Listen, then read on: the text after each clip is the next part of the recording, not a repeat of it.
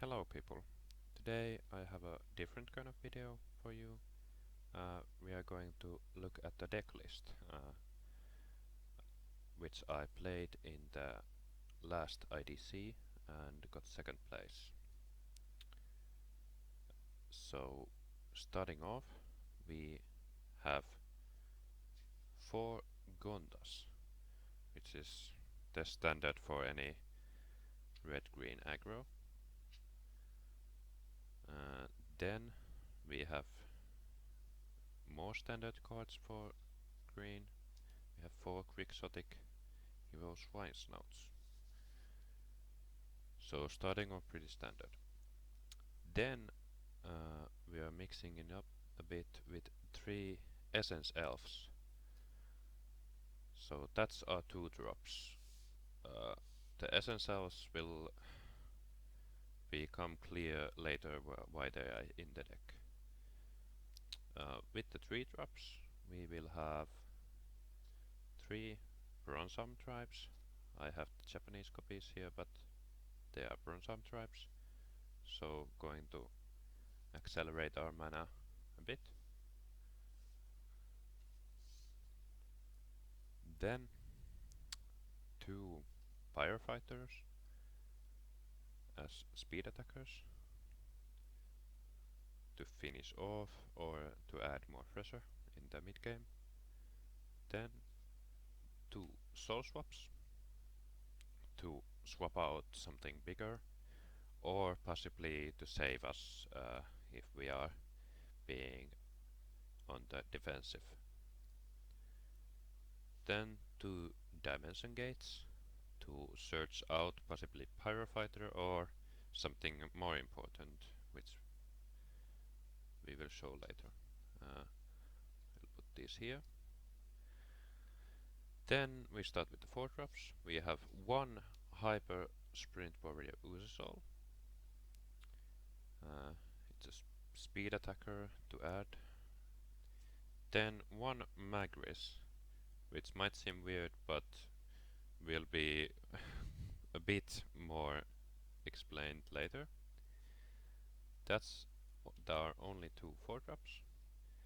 Then as a 5 drop we have Ancient Haunt Watcher. So this card,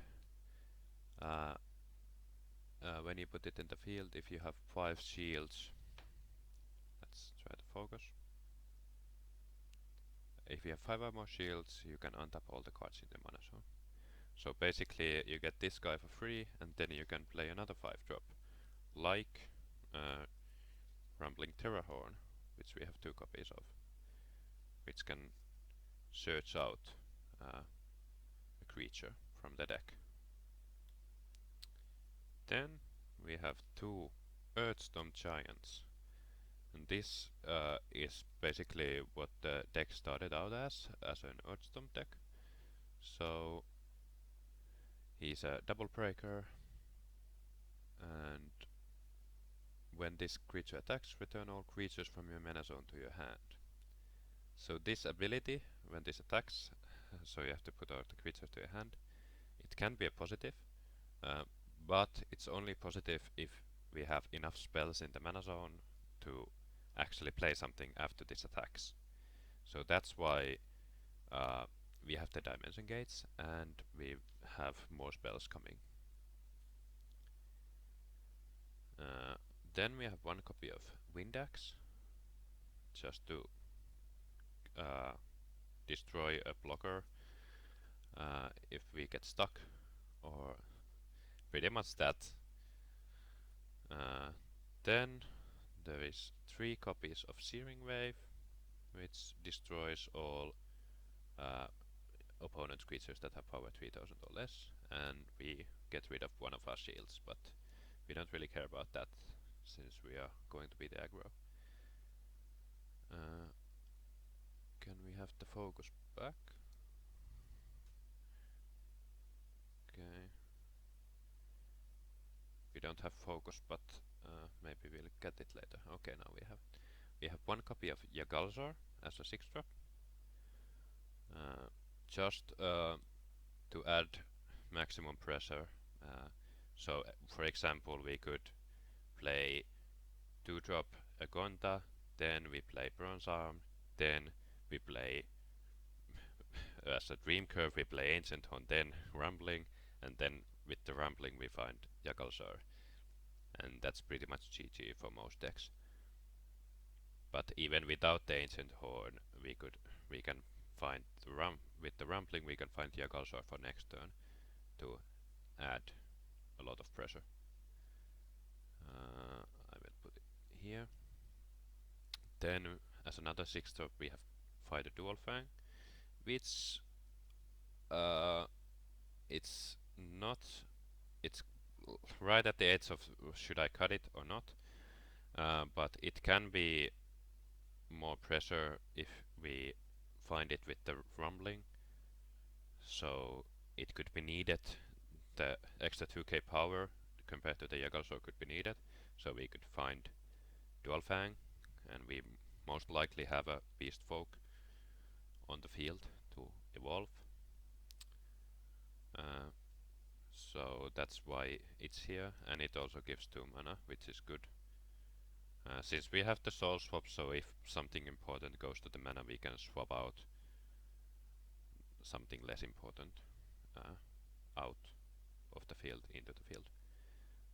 Then we have 2 Miraculous Rebirths, which you can destroy a creature 5000 or less, and when you destroy it, then you can search your deck and find a creature that costs the same mana. So for example, you could destroy a Rumbling Terrahorn and find a Rumbling Terrahorn for yourself, or you could destroy an opponent's Sky Sword and find the Rumbling, or if you have 5 shields you could find the Ancient, exactly, that doesn't make sense, but you could find Windax if there's blockers, or Earth Stomp, and that's why we have the 2 4-drops, so we could choose the situation in which we want a speed attacker to add more pressure, or if we need a card, we could find Magris. So that's the only reason why the Magris is there. And we have 2 Holy Ores to add more spells for the Earthstomp effect.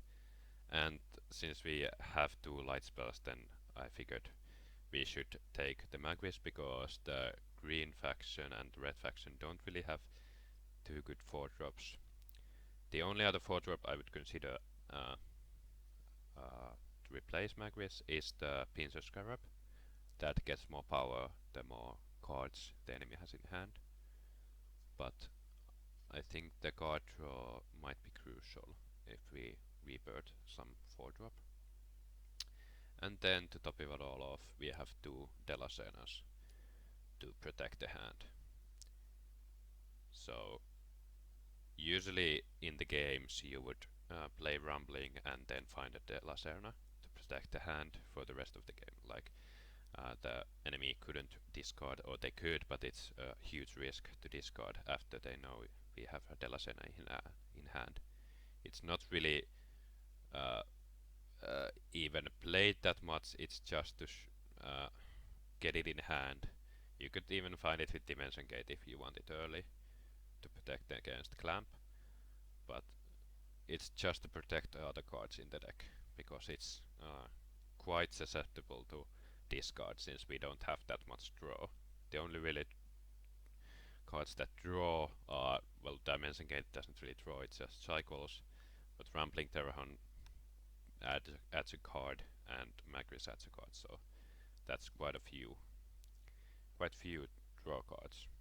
So that's why we need the Delacenas. And that's basically it. The only other card I would perhaps need to explain more is the Earthstomp Giant. This can be really strong if you get the Bronze Arm Tribe on 3, so you could play this on 5. Pretty much all decks I've faced can't really deal with the Earthstomp on turn 4, because most common cards to get rid of it is like Aqua Surfer or Terrapit, which can only come on turn 6. So it can be really strong as 8k on turn 4. But after that the value diminishes. In the mid game it's not really important, but in the late game it can become important again, since then the ability to get the creatures from mana to hand can be really useful, since in the late game this if this deck is still alive in the late game, it really needs the cards, so then the creatures coming to hand is useful. But I think this deck is pretty balanced. It's at the moment it's more geared towards control, so I'm trying to win the control matchup here, and it doesn't really fare that well against like other faster aggro, like aggro deck that is a slightly bit faster. Then this deck can have a hard time dealing with that. Uh, that's why we have 3 searing waves to try to at least win some of those matches. But I think this deck can pretty much win against anything, but some matchups are quite an uphill battle.